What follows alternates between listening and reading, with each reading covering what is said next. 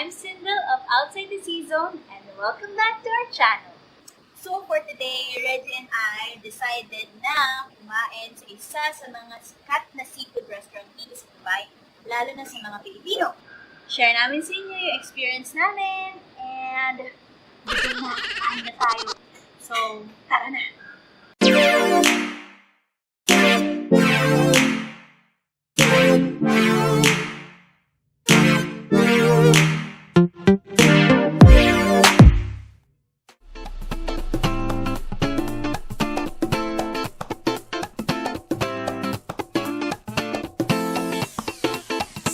Hi guys! So ito, papunta na kami sa restaurant na re-reviewin namin for today. So bumaba kami sa Beira City Center Metro Station. Ito na, we're excited and kanino ko pa sinasabing gutom na kami. Dahil gutom na kami. Lagi ka naman gutom. Lahat. Binubuking niya ako. So, here it is! Restaurant, but binabalik-balikan ay ang Dampa Seafood Restaurant.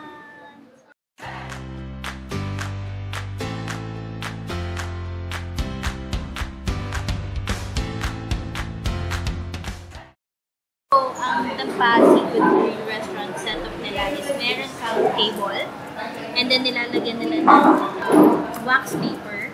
Dito ka nakakain. Dito nila ilalagay lahat ng pagkain. Kakainin mo, magkakamay ka. Meron sila provide na plastic gloves na gagamitin mo pag magkakamay ka na. Kung ayaw mo ng bare hands lang talaga. O, yun tayo. So, ito ang menu ng Dampa. Always na in-order namin is Dom at Seafish, which is good for 2 to 3 people. Pero yung serving nila is also good for, I think, at max 4 people. And then, kasama na yung only rice. So, ang kasama niya is shrimp, crab, mussel, clams, corn with 2-liter fishbowl mocktail, and unlimited rice. Rice. So, meron kang iba't ibang sauce choices. And what we love usually is Cajun spice. Chef special if you want to, instead of ordering the set, pwede ka rin mag-order ng kung ano yung gusto mo. This rice, all menu items, unlimited. So, kahit anong orderin mo, may unlimited rice ka na. And at the back, you have options on the fresh bowl mocktail, whether 1 liters or 2 liters. And ito yung mga flavors nila. And ito pa yung ibang additional menu nila for fishes and extras. And also they have a sister company sa kabilang restaurant. Ito yung Bodega Street Food, Filipino street food. So, pwede ka rin umorder from this restaurant and then dadali na lang nila rin.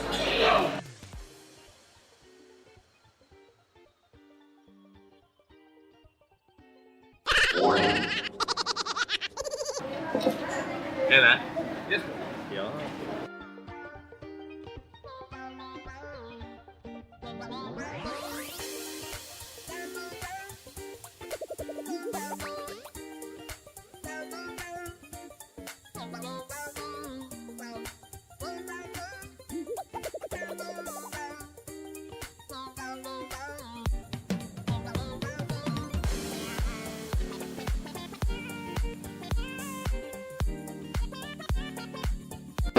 So, magkakita ako na plastic gloves.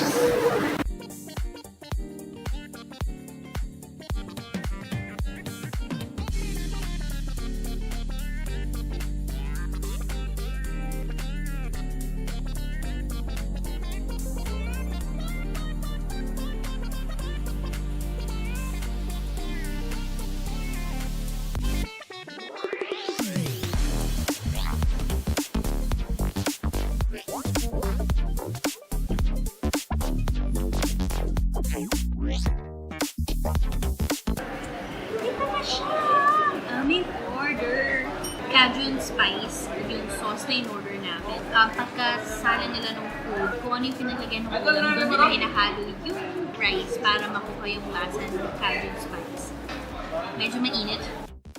So, anong una nating lalantakan? first is yung mussels nila na ang laki-laki. So now, let's try this. Di siya sanay magkamay. Tapos tayo magkawin sa tayo.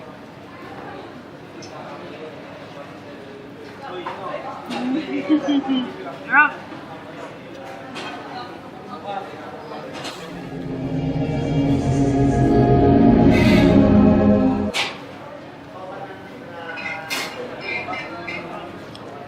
Worth the wait. So, meron tayong mussels, meron tayong shrimp, meron tayong corn, crabs, see how big it is, and meron tayong clams. So, tara na, kain na po tayo. Dahil gutom na po kami.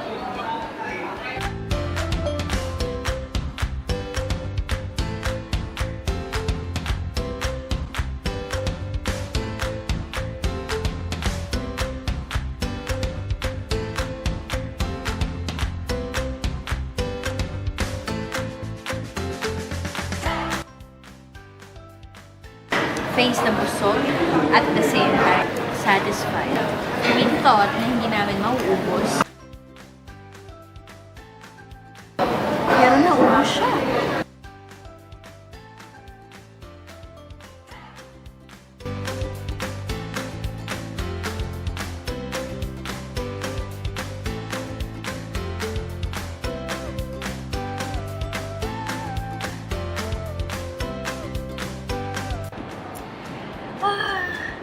All in all experience, Dampa Seafood Grill Restaurant is highly recommended. Service, food, quality of the food is really good. Tapos ambience din. I think the price is also not expensive for the food quality and sa food quantity. So, all in all, high regards for the Dampa Seafood Grill Restaurant. It is a must-try, lalo na kapag andito ka sa Dera area. That's it. So if you guys would like us to do a food review in some restaurants here in Dubai, please leave your comment below. And if you like this video, don't forget to do a thumbs up and subscribe to our video and click the bell icon below. And don't forget to follow us on our social media accounts on Facebook and Instagram at Outside the Sea Zone. Bye!